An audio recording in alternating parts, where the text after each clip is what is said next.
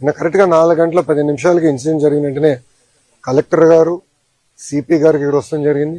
దాని తర్వాత గౌరవ హోంమంత్రి గారు, ఎంపీ గారు, మా పల్లా శ్రీనివాస్ గారు ఆయన వస్తాం జరిగింది. నిన్న తెలుసుకున్న వెంటనే రాత్రే కుమారస్వామి గారు వచ్చి సుమారుగా పొద్దున్న 2 వరకు మొత్తం చూసి తిరిగి ఆయన వెళ్తాం జరిగింది.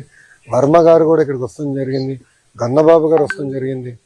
ఎందుకంటే మా అందరు ఎన్డీఏ పైన ఉన్న బాధ్యత కేవలం కుటుంబాలని ఆదుకుంటాం కాదు, కార్మికులకి అండగా నిలబడాలి, కార్మికులకు భరోసా ఇవ్వాలనేది మా అందరి ఉద్దేశం. ఇప్పుడు 8 మంది చనిపోతాం జరిగింది, 6 హాస్పిటల్లో ఉన్నారు.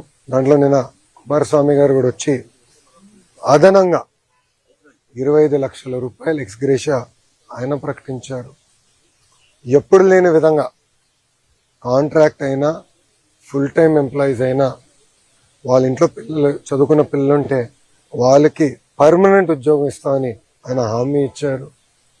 వాళ్ళు నివసించాలనుకుంటే ప్లాంట్లోనే ఇల్లు ఉండేదాన్ని కూడా ఆయన ఇస్తా అన్నారు.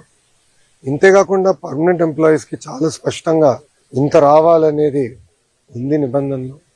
అది కూడా మేము రివ్యూ చేస్తున్నాం. దాంతోపాటు కాంట్రాక్ట్ ఎంప్లాయీస్ కూడా ఇంత ఇవ్వాలి, యాక్సిడెంట్ జరిగితే ఇంత ఇవ్వాలని చాలా స్పష్టంగా విశాఖ స్టీల్ ప్లాంట్ రూల్ బుక్లో ఉండడం జరిగింది. మేము ఇక్కడ వచ్చి కేవలం ఏదో చెక్ అందించే లేదానికి రాలేదు.